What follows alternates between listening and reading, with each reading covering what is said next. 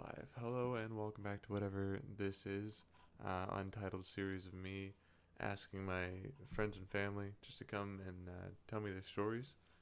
Today I'm joined by my buddy Theo. Theo, say hi. Hello there, friends.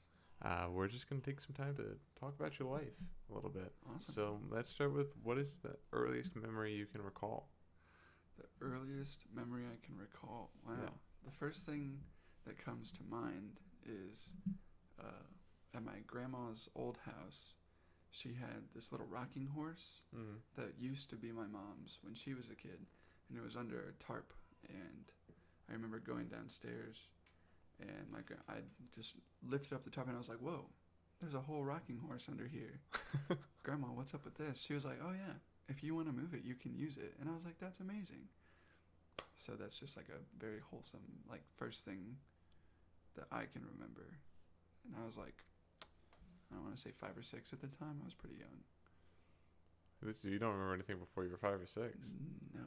Ah. It's kind of weird, honestly. Yeah, I don't know.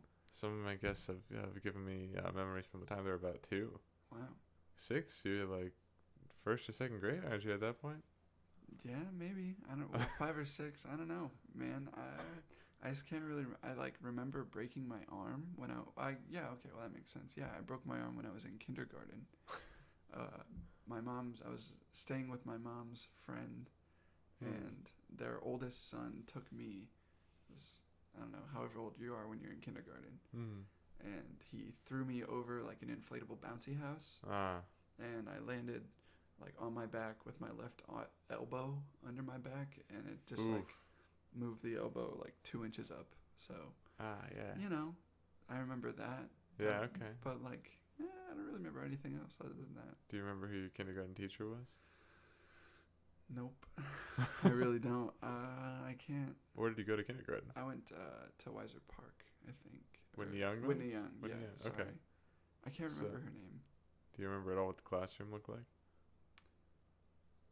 It was a longer classroom. It was like 2 classrooms put together, and then there was... They have one of those foldable dividers in the middle, but there wasn't, Exactly. Yeah. And then we kind of took up the entire classroom, I think.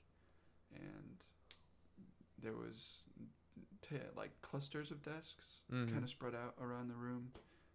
And I don't remember the teacher's name. I really can't. Damn.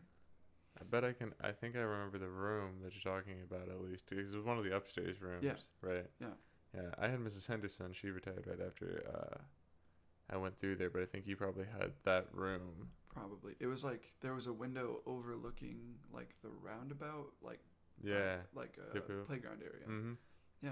You know what I'm talking about. And there was the stairs that were like right when you came out. There was a stairway to come out the back, I think. Yeah. It's been a while since I've been there.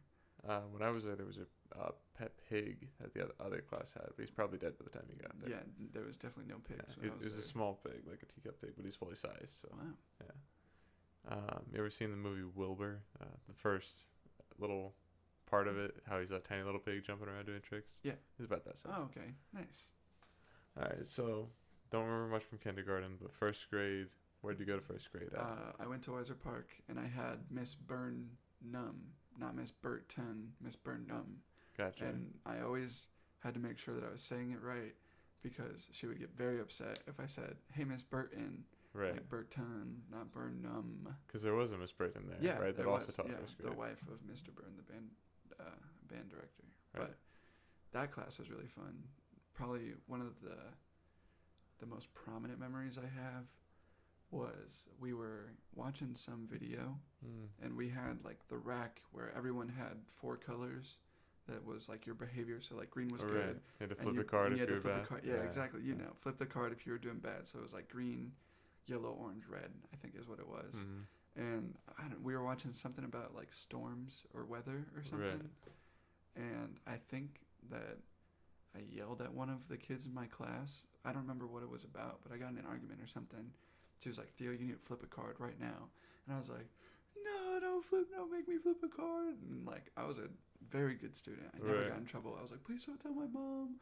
Oh my God, I don't want to flip this card." And so I flipped the card, and she was like, "Listen, Theo, it's okay. Here's some goldfish. Just chill out, and it'll be okay." And I was like, "Okay." And that's like all I remember. That and And I flushed a kid's T-shirt down the toilet once. Why'd you do that? Well, first I need to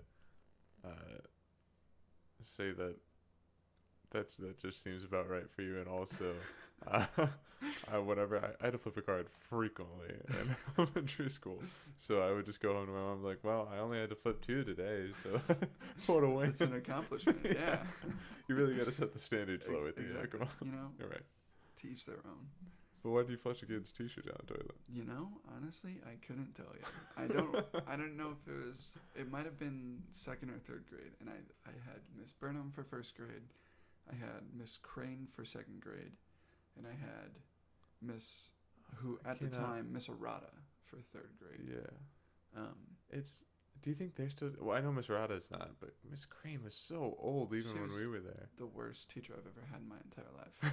I don't even remember the majority of 2nd grade year. I'm pretty sure because I just remember she kind of reminded me of looking like Big Bird, like how he's got that big thing going off because of the shape of her hair. Exactly, dude. And you know the teacher from Jimmy Neutron? Yeah. That's what, like, every time I think of Miss Crane, that's who I imagine in my head. Like it's like not really that accurate, but like. All right. I'm sure she wasn't a horrible person. Probably absolutely a fine lady. Just old. Yeah, when you're a 2nd grader and she's cranky, it's just, like, you don't get along. This fucking sucks. Exactly. Yeah. Was Mr. Hancock doing drama by the time you were coming through? Yes. Well, I had him for 1st grade. Oh, wow, really? Then he went over to do the drama stuff. But yeah, it was really cool. Like some of the art stuff they provided there. Oh, yeah, for sure. What are some of the favorite things that you did there that way? I did, I can't remember the name of it, but I did one where we had to record a video, like we planned out the video and then we recorded it. It was something involving Mr. Hancock. I can't remember what it was, but it was just like a small group of us. It was like 7 or 8, I think. And we were just supposed to come up with a random story and then we had to record it and edit it. And so we were like, all right, well, this was like way later, so like my 4th or 5th grade year, I think 5th grade. Right. And we were like, we fucking run this school. We're 5th graders. We know what the fuck's going on. So we were like, hey, Mr. Hancock, wink, wink. We should go in, wink, wink, record at Laser X, wink, wink. So we went and we played laser tag for like an hour or 2 during school. And Mr. Hancock was like, all right, let's record this stuff. And so we played like a round, like just fucking around, just playing laser tag. And then the second one, we recorded people running back and forth, and the whole plot of this was that it was a field trip to Laser X, and then students started mysteriously dying, and we didn't know who it was, and so what we had to do is we all lined up and we looked in the camera, and it was like Blair Witch Project, like one light, like really like just a flashlight in the darkness, and we had to say our names for some reason in full Laser X gear. So I don't even remember. But the big twist here, we got away with playing laser tag at school, right? But the big twist for this story was that the person who did it was the janitor the whole time. We didn't introduce the janitor as a character at any point in the story until the end, when we alluded to the fact that it was the janitor that did it. But that was like... What a twist. Man, it was this guy off camera that you didn't even know was a part of the movie. Took them all down. Mind blown. Every single one. Yeah. Weiser Park was great. That specific memory, and I remember my friend Garrett, he was like Axel F, like Crazy Frog was really big back when we were like 3rd through 5th grade. Right. So Garrett learned it on piano.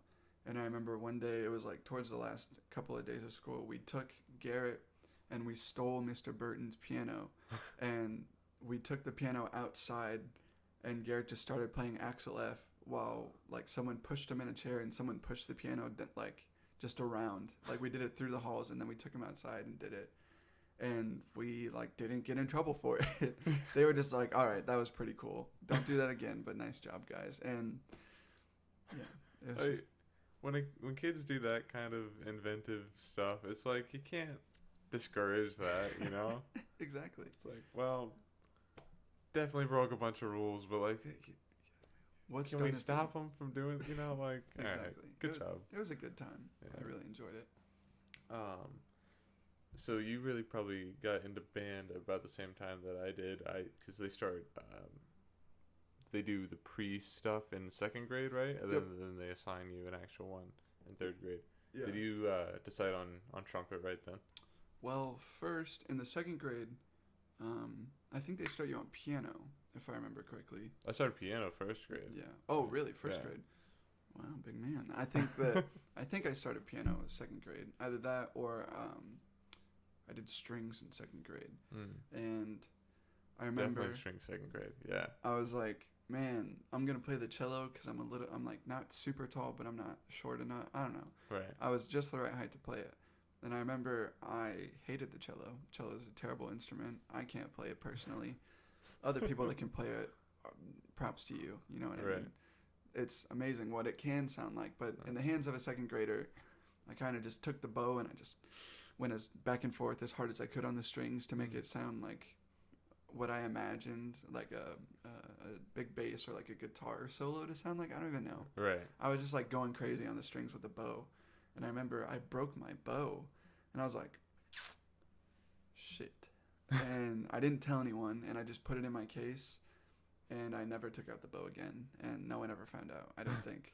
I just like hid it in my case and whenever we had to use a bow, I would Grab one of the ones from the room. yeah. I would just like pretend that I was pulling mine in my case or I would steal someone else's. I don't know. Right. But cello, I suck the cello. Have you ever listened to the Box Suite Number 7 by Yo-Yo Ma? No. In G. If you look up Yo-Yo Ma, he's the first one on there. Sure. So it's the first song you'll find. But It's yeah, really good string players, especially Yo-Yo Ma. They're like, oh my gosh, they really hit the spot for sure. So I know you've stuck with trumpet till now. Do you think there was something that happened that instilled it into you in the third grade that it was a thing, or did that come later? Well, I definitely came later when I was up until my 8th grade year of middle school, right? I was using my uncle's really old trumpet from when he was in like going through grade school basically, and it was a piece of shit, honestly, not gonna lie. It was not a great trumpet, but I had braces and I wanted to play trumpet, and I figured my mom figured, I'm assuming, if he can play this trumpet and still be dedicated by the time he's done in middle school, then we'll help him out. And so in the 8th grade, my mom was like, all right, we're going to buy you a new trumpet and we're going to pay it off once throughout high school. And then the next horn that you want to buy, you have to buy it yourself. So when I was in the 8th grade, my mom gave me a choice between Yamaha Xeno, a Yamaha Custom, and a box Strad. And I remembered I was like, and by the time I was in the 8th grade, I really was kind of getting all right at playing high notes, and I was like, lead trumpet is the shit, and I want to have that really bright sound and that really big full sound. And the box Strad, not to nerd out on trumpet stuff, but nerd out all you want, man. The box Strad is more of a traditionally like a darker sound, and so they use it in more like classical, like symphony settings type things. And a Yamaha Xeno had a little bit of a darker tone, and I didn't really dig that.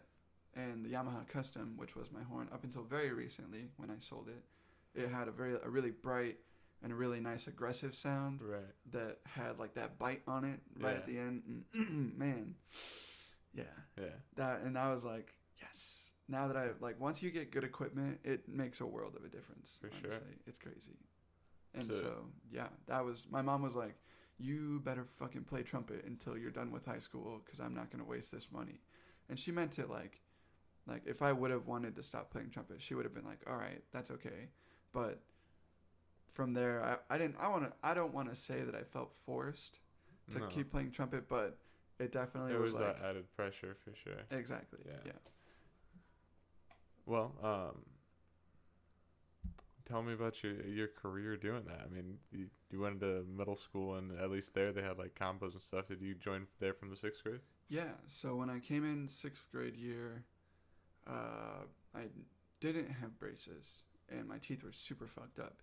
And so I was able, through using a lot of really bad technique, to play up to a C above the staff, which as a 6th grader, everyone was like, holy shit, oh my God, I can't believe you can do that. Mm-hmm. And I was like, sick. Like, I didn't really, my mom is a very humble, I don't want to say, I don't know. My mom is a very humble person, and she instilled in me to try and be humble in everything that I do. Right. And so I try not to let everyone, like, being like, oh my gosh, Theo, nice, you can play this note. Like, I tried not to let that get to my head. Sure. And I don't think that it did that bad. But from there, Donna Sevkovic, the band director at the time, Great woman, for sure. She really kind of took me under her wing, and she was like, all right, you're interested in music, you're good at it, so let me show you some cool music. And I joined the jazz band, and I got into the top band my 6th grade year. Big Fat Noise. Yep. The name of it. Yeah. And I was playing 4th trumpet, and I remember at that point in time, it was like a lot of middle school shit was going on. Like, I had a purple flip phone, but it wasn't a flip phone, it was a slide phone, so it had like a keyboard at the bottom, and you could turn it landscape mode, I think is what it's called technically, if you want to. You go up or either way. It's like 2 ways. Get the T9 or the full. Yeah. Yes. And what a fucking like 2010 thing. Oh, I know, right? Dude, oh my gosh, fucking bringing me back. But my mom, I was like, we were having a rehearsal. I don't remember what we were playing at the time, but I was like, hey, can I step out for a second? My mom is calling me. And Mrs. Sevkovic was like, oh yeah, that's fine. And I remember a couple of the girls were like, oh, that's so sweet, he has to talk to his mom. And I was like, fuck off, please. Oh my God. And just like some real 6th grade shit. You know what I mean? Like middle school shit. Yeah, I know what you mean. And, it was a very fun time. I think 6th grade year, we tried to record the band. And that. We tried to record every year. Yeah. We never got the recordings. My brother did. Like, really? When he went through, yeah. But that was like 10 years before I knew, so. Yeah, exactly. It's like, it was very unreliable. But the whole experience, I think, was something that, like, I learned a lot of my recording fundamentals from. Mm-hmm. Like, there's things from the first recording session that I still, like, to give you an example, like, something where being conscious of, like, where you're pointing your instrument and talking before or after take, like, being aware and, like, not trying to step on or ruin the recording. That's something that in college now, when I have to record stuff for a professor or for another student project, I still use that discipline. And I have met people that don't have the discipline to, like, as soon as they're done, they're like, but it didn't do that. Yeah, so anyway, nice, guys, I was sick. And that's a take ruined, you know what I mean? Yeah. You're done. So that really was like a cool experience that I really enjoyed, and I think kind of helped push me towards continuing to play trumpet. For sure, yeah. Yeah. I remember one time during one of those recordings, somebody was like playing their solo part kind of, and somebody's mouthpiece fell out on the ground. And so we had to go through the whole recording, and after we finished, Donna went over there and she picked it up. She's like, and Leo with the solo on the mouthpiece. So, yeah. I'm glad that she took a lot of things seriously, right? Mm-hmm. She yelled at it and got red in the face all the time, but those recording studios were fun because I don't think she took it seriously. She knew it was just a learning experience for her. So it was super cool. It was awesome.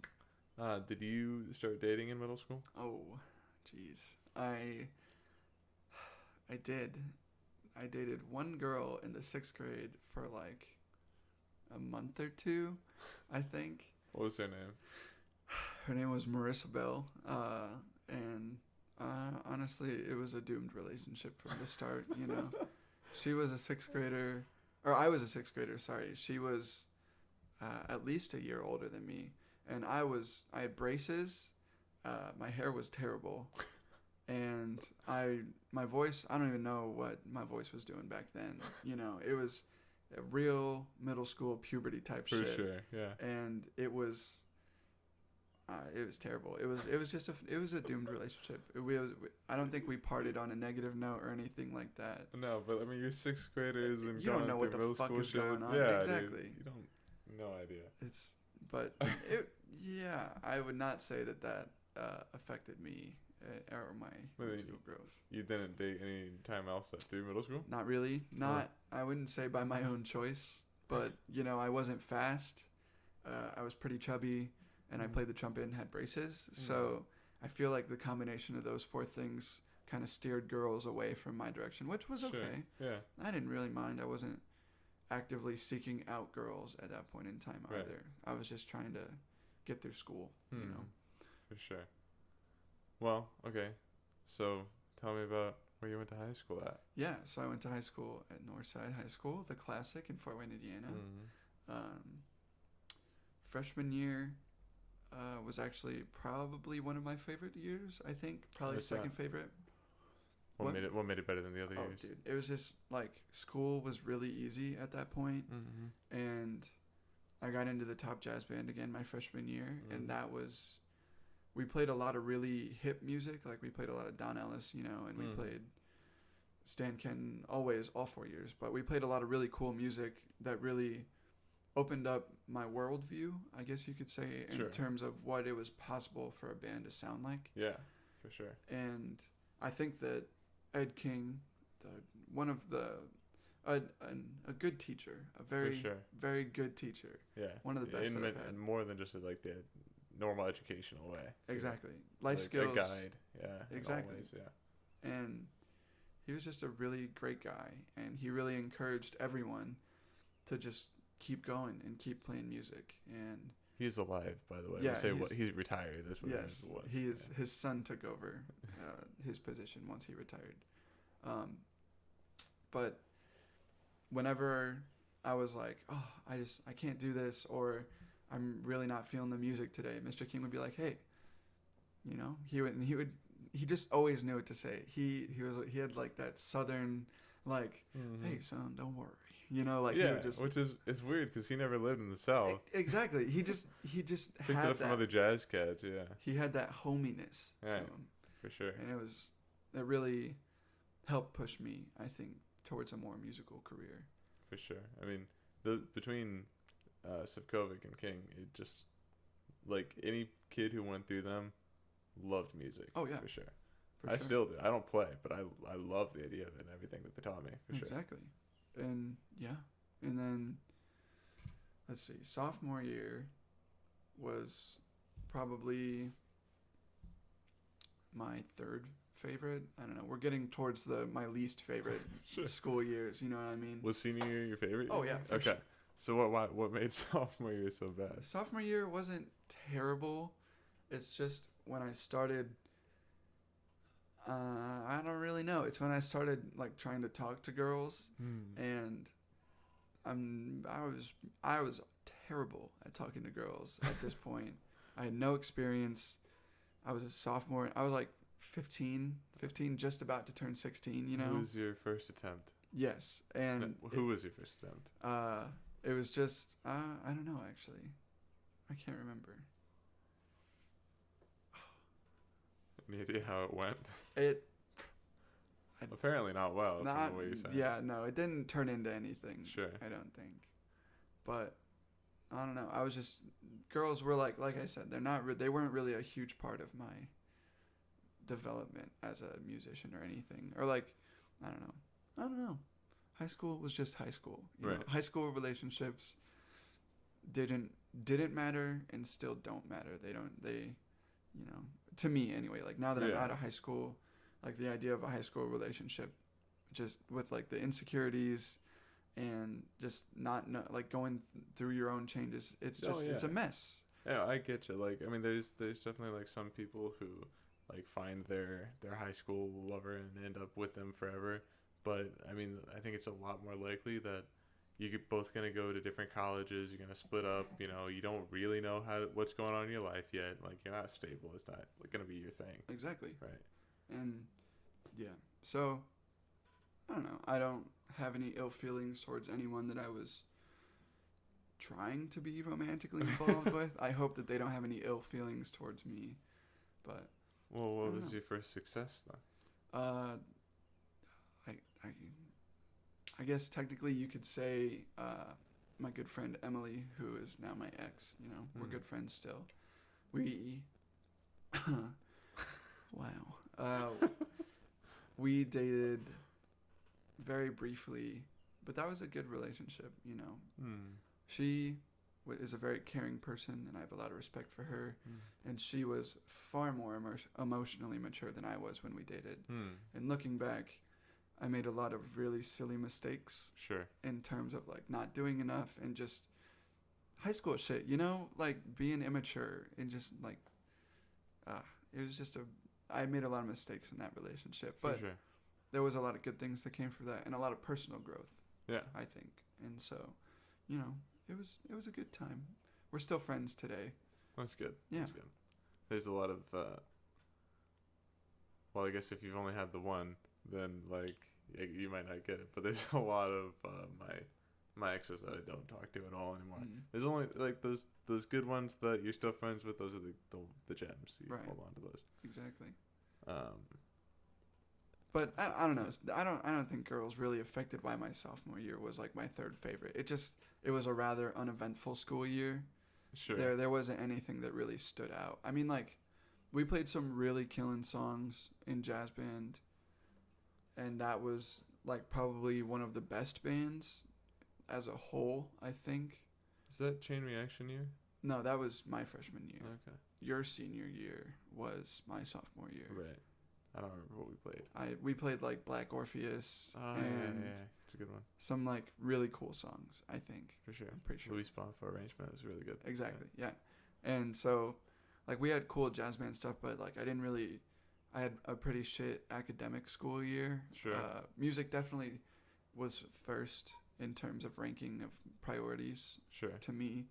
And I don't know. I don't want to be the guy that's like, oh, I didn't use my full potential in high school, but I really just, if it wasn't music, I didn't really care about it, and that was reflected in my grades, and my mom was not happy about that, and so sophomore year was a lot of, God damn it, Theo, get your shit together, like that was my sophomore year. And then junior year just sucked because it's junior year, you know, like everyone's like, you need to figure out what you're doing for the rest of your life right fucking now while taking all of these tests that determine what you're going to be able to do. So even if you fuck this up, you won't be able to do what you want. You know, it's just like information all the time. And so I was very stressed out a lot my junior year, I recall. Yeah, no, that's fair. I mean, isn't that the year we took the PSAT or whatever and the SAT sometimes? Yeah. So it was just like, everyone was putting so much pressure on like academics, and by that point I knew that I didn't want anything, like the only thing that I wanted to do outside of like after high school was music. I knew that that's what I wanted to do, so I kind of just started to give up on my other classes, and I wasn't like failing these classes. I was just getting like D's and C's, and to my mom that's not really acceptable, and I understand that for sure. I agree with that, you know, but I just really did not care, and so there was a lot of stress that could have been avoided had I just, you know, fucking done my homework and like did what I needed to do so I could play music all the time. But what's done is done, you know. It's done. And was your senior year better than that? Oh, dude, my senior year was a fucking cakewalk. Oh my god. So I really hope my mom doesn't hear this podcast. But so every day, my first period was my first semester was my econ class. No, first semester it was my government class. So I had Mr. Murtis, Matty Murtis, my favorite teacher to this fucking day. Matty Murtis for the first semester, and then I had Miss Plum, or I don't know her new name. I don't know. Wendy Plum at the time, though. Yes, yeah. We called her something else at the time. I don't remember. But Kelly? Was it Kelly?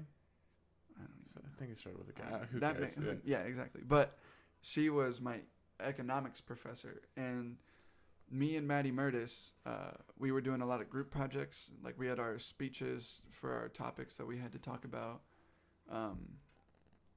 And so I was in a group with Garrett Spoolhoff, Lauren Beatty, Anna, Anger, I think was how you pronounce her last name, and Sam Fromholt. And Lauren was the valedictorian of my class. Lauren Beatty was? I think. Or she was up there. Saluted I believe it. Like, I think she smart was. As hell. I'm pretty sure she was. 98% sure she was. And then Garrett Spoolhoff was in the top 10. Sam was in the top 10, and Anna was... Sam Clay was in the top 10? No, Fromholt. Fromholt. Yeah. I think, he was in, like, the top 25. And Anna was, like, a very smart... She was, like, top 50. Like, a very smart individual. Right. So I had my work fucking cut out for me. So every day, school starts at 9:05, and we would move to second period at like 9:55 or 10 o'clock or something like that. 9:50. I don't remember. But yeah. And so what I would do is I would wake up. I didn't like waking up early. So I'd wake up at like 8:45, 9 o'clock ish. So I would roll out of bed, and then I'd get dressed, brush my teeth. And then in high school, I was working at Pizza King at the time. Right. And my mom was funding my adventures pretty,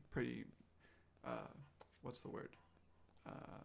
She was very charitable, and she was very nice, and I love my mom a lot. She's an amazing woman. But I would go, and I would get McDonald's through the drive-thru, and I would get like 2 sausage McMuffins and a hash brown, and I would drive to school, and I would get there at between 9:25 and 9:45 every day, and I would roll in, and they would say, "Oh, you're tardy. Sign this pass. You'll have to sit at the detention table in the lunchroom." And I was like, "Cool, whatever." So I would roll into class, and as long as I was there, this was an FWCS official policy, I think. As long as I was there before the second bell rang, they didn't count me as truant, and my mom was not called. So every day I would just roll up late as fuck to first period, and they would be like, "Is he going to show up today?" "There he is." And then I would stroll in late as fuck. The bell would ring, and I would leave. There was a time in second semester where I walked in at 9:54, and the bell rang at 9:55. I walked in, the bell rang, I said, "Hey, I'm here," and then I left and went to second period, and that was my day. And it was totally cool, and the best part about it was I didn't eat lunch in the lunchroom. I just ate it in the band room. Like, I packed my own lunch, and I ate it in the band room. So I never had to sit at the I literally never got in trouble for it at all. It never showed up. That was the best shit, too. Like, I didn't discover sitting in the band hall till, like, my senior year. Exactly. But it was the best. Like, exactly. Dude, no one bothers you. Like, I would eat, and then I would just practice. Right. And it was awesome.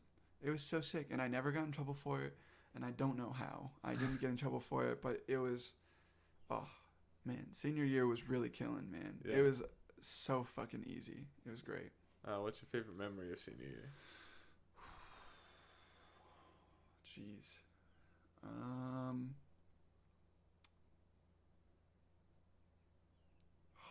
Probably when like the last day of school, when we like put on our cap and gown and we walked through the school and we like took our picture and shit. That was really cool because like once you get out of like freshman, sophomore, junior year, you don't see those teachers as often because you're not going to the same hallways or you're not going to the same places. Right. And so it was really cool to walk through the line of all the teachers and look up and see the pep band playing that, because I've been in the pep band for 4 years and I've seen all my friends that were seniors that graduated, and then it was just very satisfying to be there. Yeah. And like be the one that my friends are looking at me and being proud of, you know what I mean? Yeah. And it was really cool talking to all my teachers and being like, "Oh my gosh, thank you so much for everything you've done." They'll be like, "You're going to do great." And in your first period, senior teachers are just like, "Well, you might do okay." Yeah, they were like, we'll see. We'll see. But, okay, I totally forgot about this until just now. My last day of school, also, before that was, like, at the end of the day. So, like, when school was getting out at, like, 3 or 4 o'clock. I don't even remember what time we got done. I think 3 or 4, yeah. Yeah. But we were getting, that's, like, at the end of the day. And so, at the first part of the day, we weren't doing jack shit because it's the last day of school and we're seniors. So, what I did is I went to my first period class, nice and normal. I went to my second period class, and I noticed that one of the desks was missing a screw, like 3 of the screws holding it on to the metal frame. Right. And so I just unscrewed it, and I took off the holding, and when the bell rang, I just picked up the desk, and I brought it down to the lunchroom because we were meeting there. And then we had to go to the gym for like a job fair type thing, just for like a couple of hours. And so what I did was I had my Matty Murtis, the man. For legal reasons, this is all a joke. I had the man Matty Murtis open the gym door, and I just walked out of the school with the desk, and I put it in my back seat, locked my car, and then I came back into the school, and no one ever fucking noticed. It was so... I still have that fucking desk to this day. I brought it to my yearbook. I brought it to my graduation party, and everybody that came signed it. And it was, oh my gosh, it's fucking awesome. There's like 30 signatures on that desk. Yeah. And I was going to remember it. Yeah. I'm pretty sure I signed it. Yeah, I think. For some reason, I was thinking you got it signed that senior day, like by the teachers, like walking down the aisle, like, hey, can you sign this one? Dude, I wish I had the balls to do that. Just to walk in front of the fucking principal and be like, yeah, will you sign this desk that I'm about to steal from you? Dude, I wish I had the balls. I didn't. Oh, I that'd wish. be amazing. But I did get a couple of... I passed it around the lunch table that we were sitting at while we were waiting to have people sign it. And I got like 5 or 6 signatures that first like 20 minutes I had it. Yeah. They were like, is that a desk? And I was like, fuck yeah, it's a desk. And so it was just a very good time. All right, well, tell me about your college experience. Where did you decide to go? I'm at Ball State currently. How are you liking it? It's pretty fun. There's a lot of confusion in the music department here, and it's kind of a big old fucking mess, and it has been for the past 2 years, but they're finally starting to get it sorted out, and I'm really looking forward to it. But it's been really amazing so far. The jazz bands are phenomenal. Most recently, we had the Jazz at the Lincoln Center Orchestra come to Ball State, and they like had a concert for us, and they had a master class with Jazz One, and Jazz One and myself, actually, fun fact, are going to be going to Dizzy's in New York once. Maybe if Corona blows over, you know what I mean. Once it finally starts to get better, we'll be going and we'll be playing a bunch of swing music, and I'll be playing third trumpet, I think, for the whole time. That's wild. Going to Dizzy's in New York. Yeah. So I will say I didn't earn that spot. They were gonna go at the end of this past school year, but since Corona happened, it got canceled. So they were gonna move it to fall of this upcoming school year, but it's fucking not stopping. We're still in the first wave because, not going to get into it. So it's pushed back further. When all the trumpet players in Jazz One this school year graduated, like all of them did. And so they were going to bring them back to play at Dizzy's because they had like tickets and they were going to go. But the third trumpet player can't because he's going to be moving to California to pursue a cooking career, actually. And so he was like, well, I can't do this, but Theo can. And I was like, yeah. Yeah. Okay. Yeah. So I got some big fucking shoes to fill come this next school year, but I'm really looking forward to it. That's awesome. Yeah. I feel that as a trumpet player, I have grown immensely. Like it's crazy knowing how much more I know than when I graduated high school than I do. Like, yeah, like weird. You thought you knew a lot graduating high school, then you go there and it's just like expands on every direction. Exactly. Like high school me was like just scratching the surface, like hearing what to play and not really knowing any of the music theory. But now, like, I know a lot of the jazz theory and I know how to apply it to certain situations, and I memorized, I have like 30 songs that like I just know, and I know the chord changes and I know the heads, Mm-hmm. and it's like I try not, like I said, I try to live a pretty humble life, but I'm really proud of myself for the growth that I've accomplished over the past 2 years, Yeah. and it's very satisfying because like senior year I didn't really have the best technique. I was one thing to not turn it out on trumpet again, but one thing that you're not supposed to do when you play a brass instrument, specifically the trumpet, is you're not supposed to press Right. because that it just if it hurts. Yeah, mess with your teeth and your lips and gums. All Exactly, that bad, it's all bad. And so my senior year I was doing that, and I remember like playing every day was hard because it hurt and I was like sore, and it was getting to a point where I just like was not enjoying playing trumpet, and this was like my freshman year, like halfway through. I was like, I'm just really not enjoying playing trumpet anymore. This fucking sucks. Mm-hmm. It hurts. I feel like I'm not getting anywhere. I'm not learning anything. I'm not enjoying this. And I talked to one this past my first freshman year. My freshman year was awful. I did terrible in all of my classes, both semesters. Mm-hmm. And by the time I was done with my freshman year, I was like, I don't even want to come back to Ball State. This fucking sucks. Like, it was just rough. Mm-hmm. But over the summer, I developed a really good relationship with my trumpet professor, and I feel like we're really on the same wavelength in terms of what I want to do and what I want to accomplish throughout my time at Ball State. And so this past school year has been phenomenal. I started learning how to play congas from our drum professor, just like as something that him and I was like, hey, if I took lessons with you, it would count as credits. Would you mind teaching me how to play congas?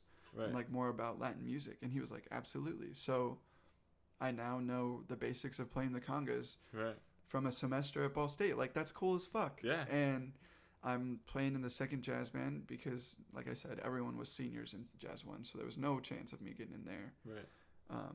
And I also bombed the audition, so that was fucking my fault. Right. But I played a lot of really great music. I feel pretty comfortable playing lead and solo trumpet in like a bassy band, in like an old Glenn Miller type band. Like, I just feel like I'm gaining a lot of versatility, and I'm starting to be able to implement that versatility into my playing. Sure. And it's, oh man, it's intoxicating. Like, I just want to I want to learn more. Right. And it's very nice because it's just so great. It's awesome, man. So that'll kind of cap off your past in that regard. I will touch on your future here in a second, but two other things I want to quickly touch on that are parallels through your life. One is hobbies, and the other is religion. What other hobbies outside of music did you pick up on through your childhood / till now? Yeah. Well, when I was a kid, like, not really a kid. I guess when I was like 11 or 12, me and my friend Tyler Spare, actually, he lived down the street from me. We would hang out like all the time, and he had a GameCube and a PlayStation 2, and he had like an outrageous amount of games, like more games than a kid needed. Yeah, it was crazy, like racks upon racks of games, and so we always played games there, and so that's kind of my introduction to playing video games was there, and we were very imaginative kids. Like he had also had a shitload of Nerf guns, like a tote of Nerf guns. Sure. And like a shoe rack of attachments. It was insane. He had so much shit. It was awesome. I loved it. And so we would like have Nerf battles. So like he would hold the top, like the third floor of his house, and I would have to try and breach. Right. Like using like Nerf, like clusters of fistfuls of Nerf darts as like a grenade, or like having a pistol or like an assault rifle using a sniper. Like we would just do shit like that. Yeah. And so I think like I really enjoyed Nerf guns, and that holds a lot of really fun memories for me. Sure. And so like I dude, it was just so much fun. It was a ton of fun. So games for sure. My grandma enrolled me in this when I was like 10 or 11, like around the same age. She enrolled me in this Lego robot building class Sure, yeah. at Science Central. Yeah, I know them. And basically you would build a robot, quote unquote, out of Legos around this module that you could input directions into. Like it would sense a black. It was a whole thing. It was sick as fuck. Yeah, a little Raspberry Pi action going on there. Exactly, yeah. And so you would program your robot that you built you would program it directions like you would plan out what it would do. Right. And you would just try and counter your opponent. And so my first year there, I built this like low robot that had 2 claws that extended out. And so my goal was to like drive forward and basically just like left and right try and catch them in my claws and then push them off the edge.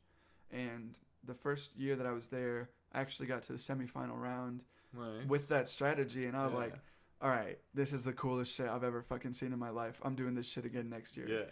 So did you do the same strategy the next year? I did do, but I improved. So what I did was I made shorter arms that kind of came out like crab claws, you could almost say.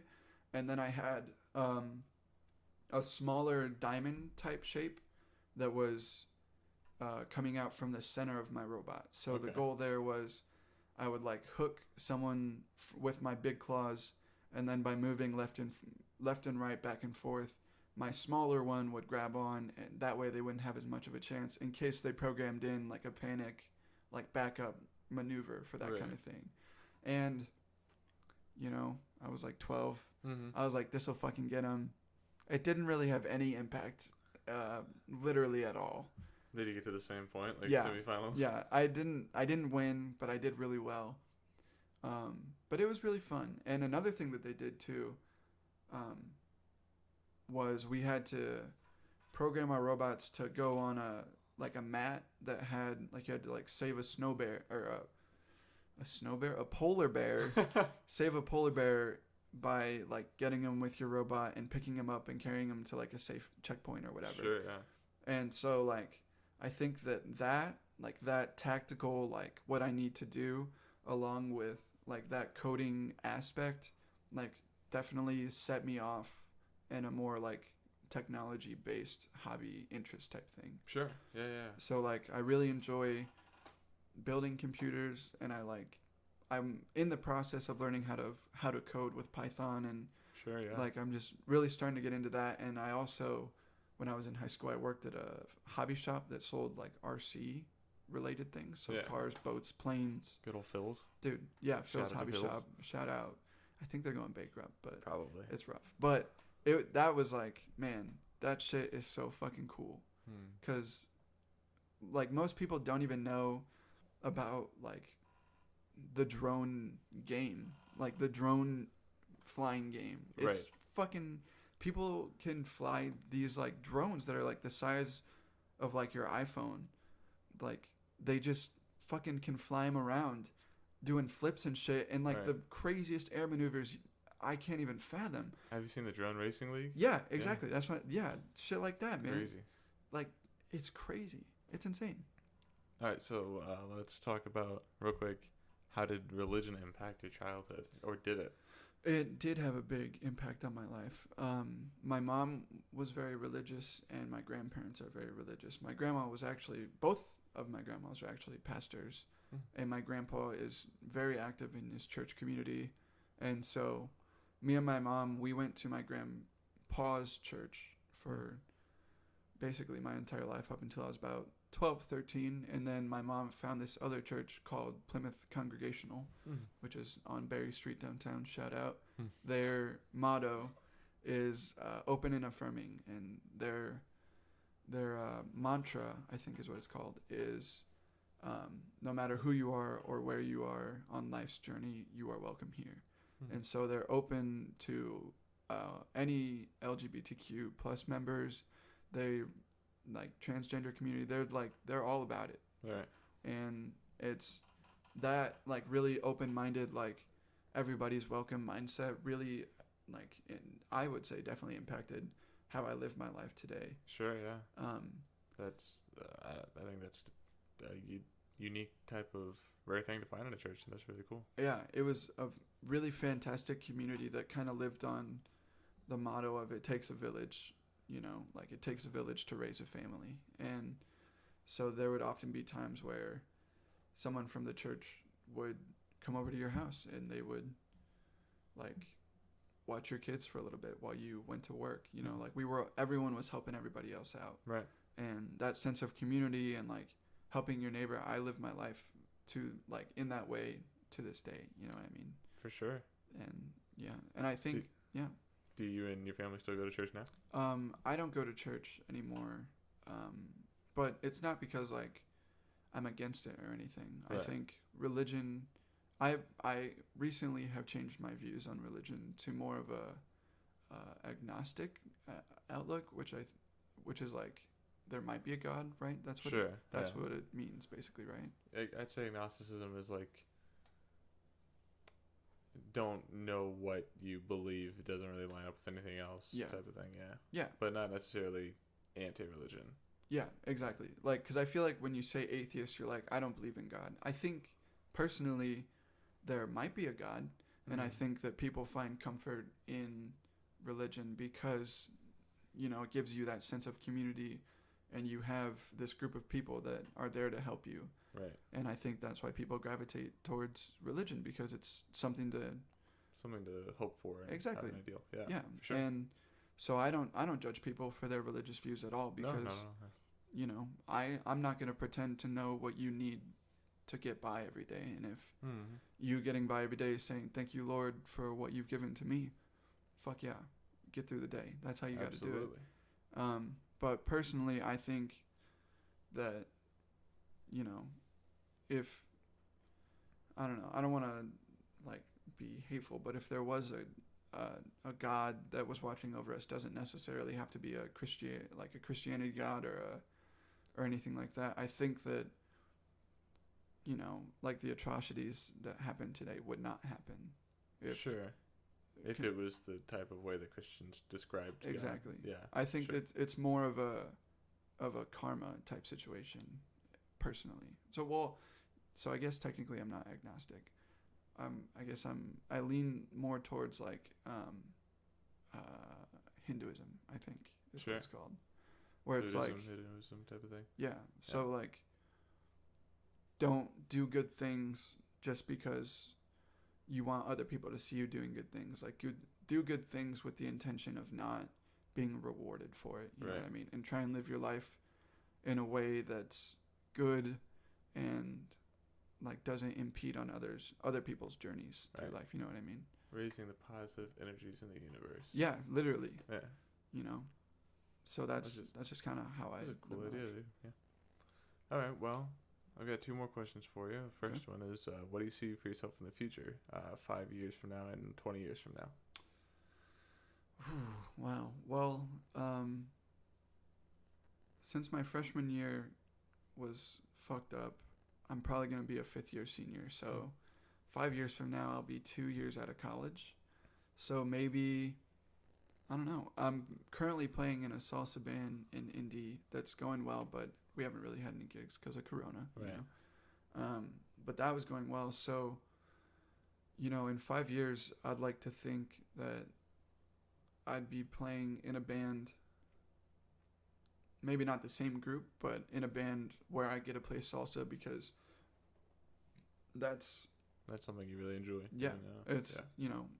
I'm Hispanic and I love being able to get in touch with my Latino roots through the music, you know what I mean? And that's something very near and dear to my heart. So I hope that I'm still doing something with that. I'm hoping that I'll be able to play up to a G above the staff consistently, which is like pretty fucking hard unless like you dedicate a good amount of time to learning how to do it. And I don't know. In 5 years, I hope that I'm happy. That's all I hope for. Like I think that's what we can all hope for. I hope that I'm in a situation where my happiness is not affected. Like I'm not just like being wore down by something. That you're not just trying to get through life, but that you're actually enjoying it. Exactly. Sure. And then 20 years from now, Holy shit, I'd be 40 years old, man. Yeah. Not to tell you my age, there I am 20. But 40. Are you single right now? I am single. Single, ladies. He's single. 40, man. Man, by 40, I think I would have liked to have at least toured with a band, like any band Sure. at all. I would love to do that at least once in my life. Do you think you'll want to be married by that time? Maybe, I don't know. If right now, in terms of dating, my situation is I'm a pretty independent person at this point in my life. And so I don't want to be in a relationship where I feel like either I'm being a burden or they're being a burden to me. You know what I mean? I want it to be like a very... You gotta find a person that's gonna build with you. Exactly. Yeah. Not just like, oh, get in a relationship to be in a relationship. For sure. So if someone comes along that's like that, I would love to be married by 40. I would love to... Hopefully they have a very stable job. You know what I mean? Some a musician. Someone that can support the two of you. Exactly. Bring home the bacon. Exactly. I'm hoping that I'll have a house and... Would you want kids? Maybe. I don't know. That's like, I don't know. I would love to have kids at some point in my life for sure. Having kids and like making memories as a dad, as a father is like one of my goals in life for sure, I would say. But I don't know. If, like I said, if I find a person and they're like, I want to have kids and it's a really like stable and healthy relationship, fuck yes, let's have kids. Let's get married. Let's own a house. Let's fucking get a cat. Let's get a dog. Wow, let's just make a family. Like, that would be sick. I would be down for that. Oh, yeah. All right. And then my final question, you can answer either one of these two. Either what do you want written on your tombstone or what do you want to be remembered for? Similar questions. But. I think that I'm going to answer what I'd like to be remembered by. Okay. Because I don't know what I'd put on my tombstone. That's like something that I'd have to think about. Because that's like literally set in stone, Right. So I feel like that's something that I'll have to give some consideration to at some point. Yeah. But I think the thing that I would want people to remember me by would be just like being a positive influence around people. You know what I mean? Yeah. Because like my grandma passed away somewhat recently, and whenever I think of her, I think of like this like just really beautiful soul of radiant like positive energy that's always there to help you out. Yeah. And if even one person could think of me in the same way that I think of my grandma, that would just like complete my life. I would be happy. Awesome. Yeah. Hey, well, this has been a somewhat shallow look into the complex life of Theodore Garcia. Maybe we'll have him on again and explore more of his many layers. I would love to. But thank you for listening. Thanks for being here, Theo. Of course.